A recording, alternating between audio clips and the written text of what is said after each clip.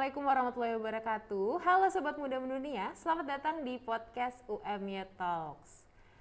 Tahun ajaran baru sebentar lagi akan dimulai. Teman-teman yang mau berkuliah sudah mulai bersiap-siap mempersiapkan dirinya, mulai dari persiapan mental, persiapan fisik untuk berkuliah. Meskipun ada kemungkinan tahun ini kuliah masih diadakan secara online.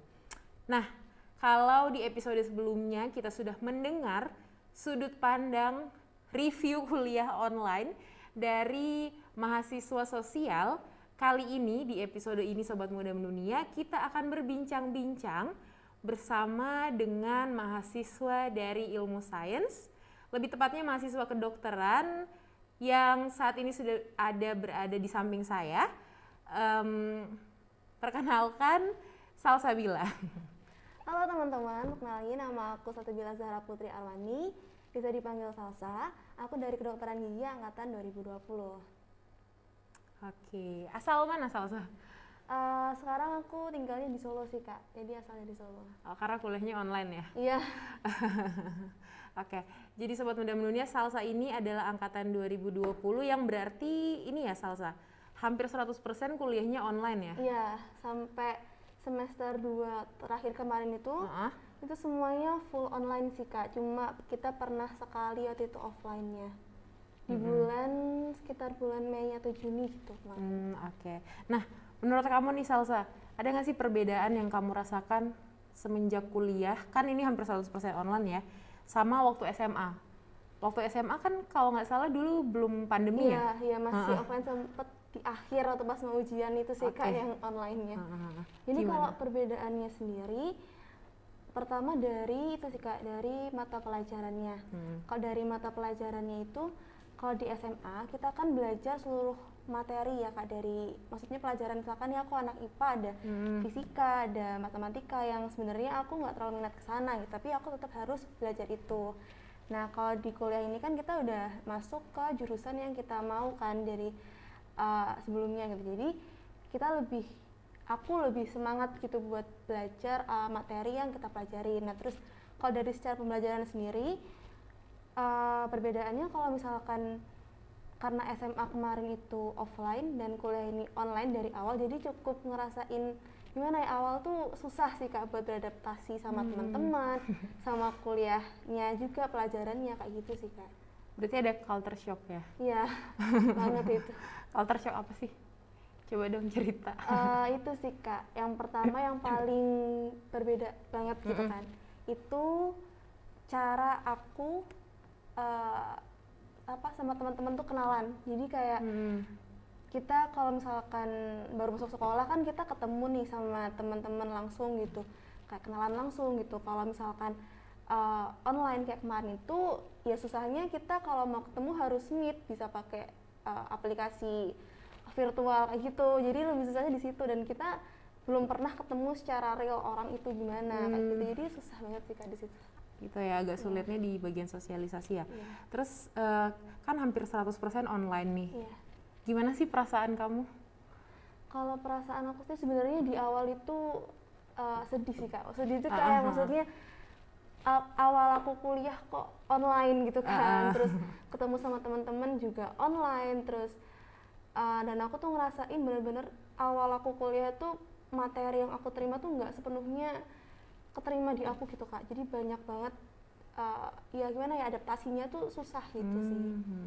Itu sih Kak. Jadi agak sedih ya, selain karena mungkin nggak ketemu teman, cara untuk adaptasi belajarnya sulit ya salah saya. Nah, kamu ini kan mahasiswa kedokteran gigi, pasti banyak praktek dong. Nah, gimana tuh praktek di masa pandemi? Ada kesulitan yang kamu rasakan nggak? Kalau kesulitannya sendiri, kalau dari aku itu awal-awal masuk kuliah itu sulit sih Kak. Maksudnya kayak misalkan kita praktek itu kan cuma pakai virtual ya kalau online. Jadi kita yang awalnya kalau offline itu kita di lab itu praktikumnya bisa ngelihat langsung pakai mikroskop dan lain-lain. Terus kalau skills lab itu juga kita bisa langsung ke ruangan skills lab, langsung ketemu sama, kalau di KG itu ada dental simulator gitu Kak. Jadi kayak simulasinya nanti di kursi kedokteran gitu kayak gimana kayak gitu. Nah itu kita bisa langsung ketemu gitu kalau misalkan offline. Nah karena ini online jadi semuanya tuh diubah. Jadi kalau kita praktikum yang awalnya ngelihat langsung di mikroskop itu diubahnya jadi kita ngeliat video kayak asisten praktikumnya itu yang apa sih kayak istilahnya dia yang ngejelasin gitu. Jadi kita cuma nonton video aja. Nah kalau misalkan yang skills lab yang di ruangan skills lab yang ketemu sama dental simulator itu jadi diubah dokternya yang ngajarin itu beliau bikin kayak live demo. Jadi ya prakteknya kita lihat dari virtual aja jadi live gitu Kak. Gitu sih. Terus kamu berarti sempat ngerasain praktek offline? Sempat kemarin waktu di bulan Juni itu sempat offline sekali, sebulan itu cuma 4 kali sih karena dibikin sesi gitu loh Kak. Jadi cuma 4 kali aja. Oke, gimana rasanya offline? Jujur seneng sih kalau offline karena itu pertama kali angkatan aku offline di kampus, ketemu sama teman-teman. Terus kita bener-bener di lab itu belajar. Jadi kayak kita kan kalau skills lab itu dibagi kelompok-kelompok di mana setiap kelompok itu ada dokternya, dokter atau asisten instruktur skills lab yang ngajarin kita. Nah, kalau kita skills lab langsung itu jadi kita bisa ngelihat beliau ngejelasin secara real time di situ gitu. Jadi kita kalau misalkan nggak jelas bisa langsung tanya dan bisa langsung ngelihat beliau tuh misalkan kita ngebuat alginat yang buat nyetak gigi itu langsung lihat cara ngaduknya gimana. Jadi lebih kerasa lebih masuk lah materinya buat aku gitu sih. Lebih ini juga nggak sih, lebih belajarnya lebih semangat karena ada teman-temannya ya. Nah, di balik kesulitan-kesulitan itu gimana kamu mengatasinya? Jujur kalau aku buat ngatasin kesulitan yang aku alami selama kuliah online ini, yang pertama tuh kalau misalkan kita kuliah biasa kayak misalkan materi biasa itu benar-benar harus fokus di kuliah itu karena kalau misalkan kita ke distract jadinya nggak bisa fokus gitu. Nah untungnya kalau online ini kan biasanya dokter itu ada yang mengizinkan kita untuk di record gitu, jadinya kalau misalkan nanti sinyal kita ada yang misalkan lagi gangguan sinyal atau mungkin nggak jelas bisa kita ulang recordnya. Jadi di situ sih kayak enaknya kalau misalkan online. Cuma nggak enaknya ya itu tadi, jadi kita karena di rumah masing-masing jadi kan banyak distract ya Kak, pasti banyak banget yang ganggu. Gitu sih Kak. Terus kalau misal praktek ini udah belum yang sama pasien? Belum kalau sama pasien belum, Kak, ya? iya. Masih kayak ke dental simulator itu sih Kak kita. Terus kalau praktek di rumah gimana? Kalau di rumah kemarin tuh sempat kita bikin gigi kita kayak ngukir gigi dari malam. Itu di situ ya kita via virtual itu sambil ngukir di depan dokternya gitu sih Kak. Jadi misalkan ada bagiannya yang dok ini bagiannya ini gimana udah bagus atau masih perlu diukir lagi, oh ini masih kurang ini nanti kita diukir lagi. Terus nanti kalau misalkan udah jadi difoto gitu Kak, difoto terus tadi dikirim ke grup di chat kayak gitu. Agak lebih rumit ya. Iya, susah sih. Nah, terus kamu ketika ketemu teman-teman nih kan udah hampir setahun kuliah, akhirnya ketemu Juni kemarin. Nah, itu gimana perasaannya? Oh, ini dia yang sering nongol di grup.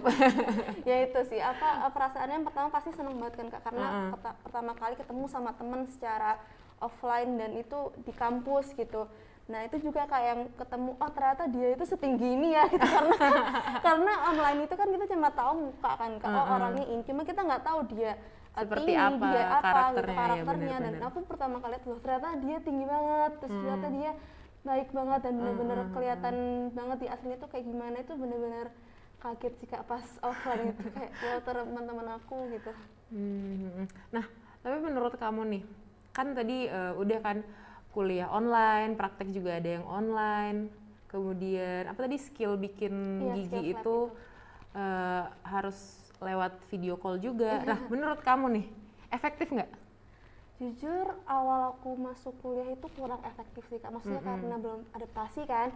Nah jadi aku tuh ngerasa kayak aduh kok susah gitu kuliah apalagi praktikumnya online kayak gini terus. Tapi lama-kelamaan jujur bisa sih, alhamdulillah bisa beradaptasi di kedokteran gigi di UMY karena jujur dosen-dosen itu juga enak gitu loh Kak dan baik dan benar-benar bisa walaupun online tetap bisa nyampein materinya tuh secara full dan kita masih bisa cukup paham gitu Kak. Jadi itu sih. Oke, terus tadi kamu bilang dosen-dosennya terbantu. Iya. Nah, kamu kenapa sih mau masuk UMY? Kenapa ya Kak? Karena yang pertama tuh jujur dulu aku pengen kuliah di Jogja awalnya. Karena dulu sempat sebelum aku di Solo tuh aku pernah sekolah di Jogja 3 tahun waktu pas SMP. Terus sempet ke Solo atau SMA. Nah pas waktu kuliah tuh aku pengen lagi pindah ke Jogja gitu. Nah terus ya karena rezekinya di UMY, terus alhamdulillah juga kedokteran gigi di UMY ini kan bagus ya Kak, akreditasi juga A kan.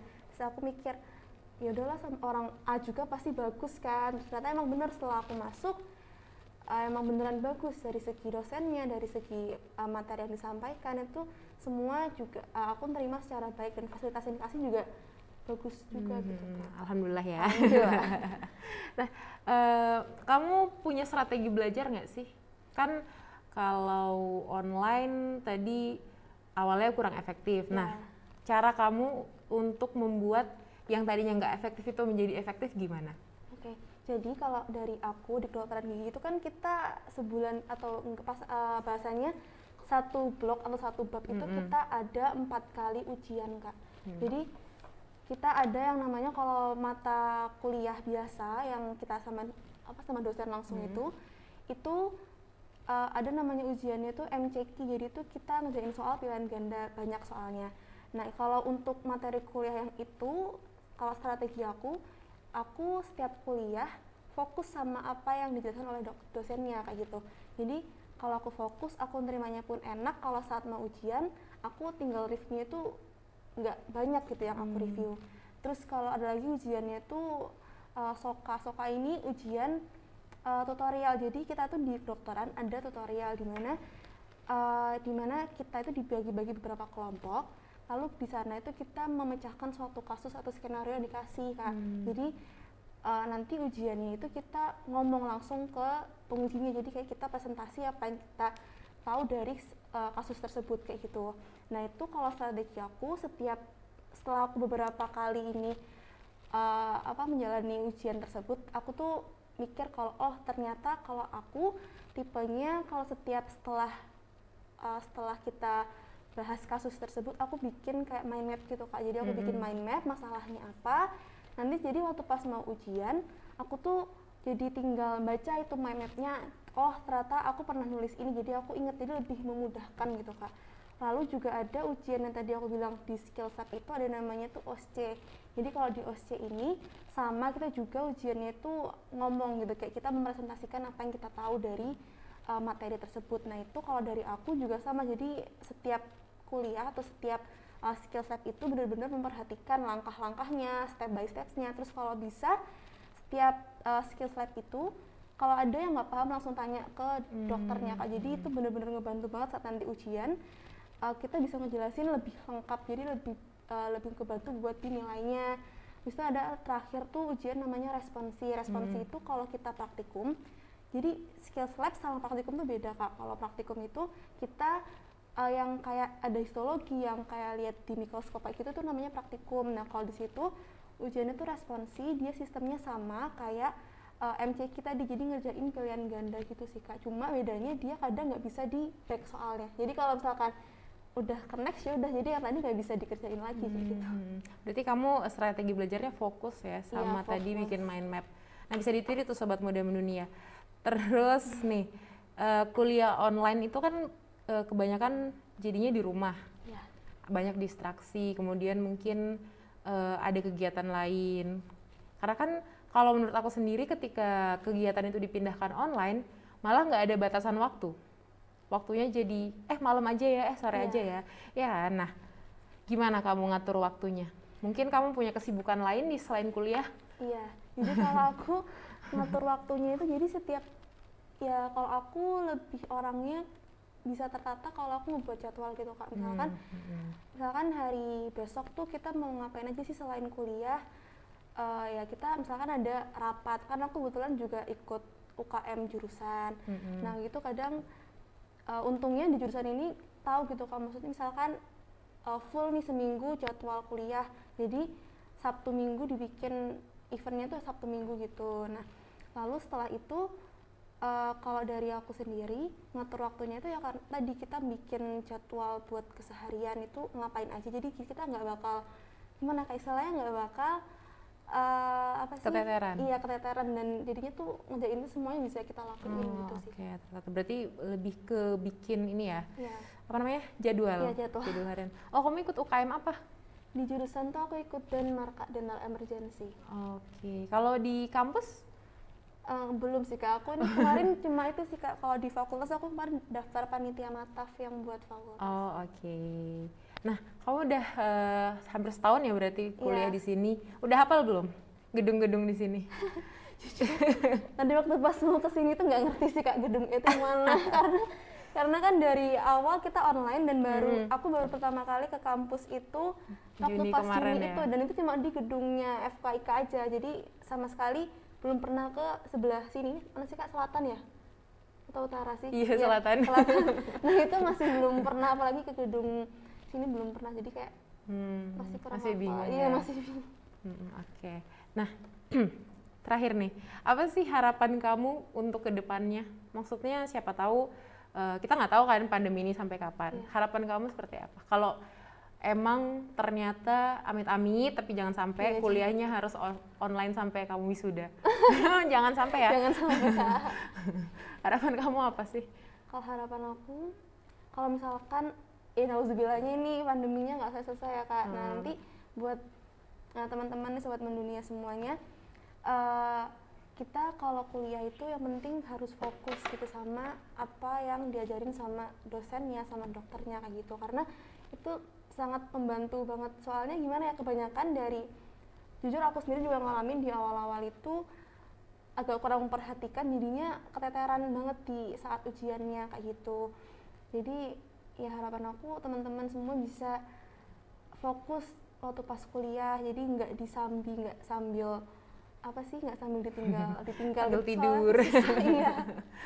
Pokoknya yang penting fokus ya Salsa ya, dan semoga harapannya pandemi juga cepat selesai, biar mungkin angkatan Salsa dan angkatan-angkatan selanjutnya bisa merasakan asiknya kuliah offline.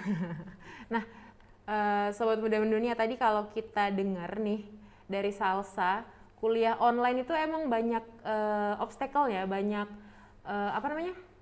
banyak hambatannya, mungkin dari segi gimana kita bisa bagi waktu, dari segi distraksi.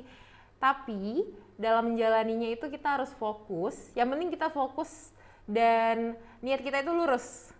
Jangan kuliah disambi-sambi ya Salsa ya.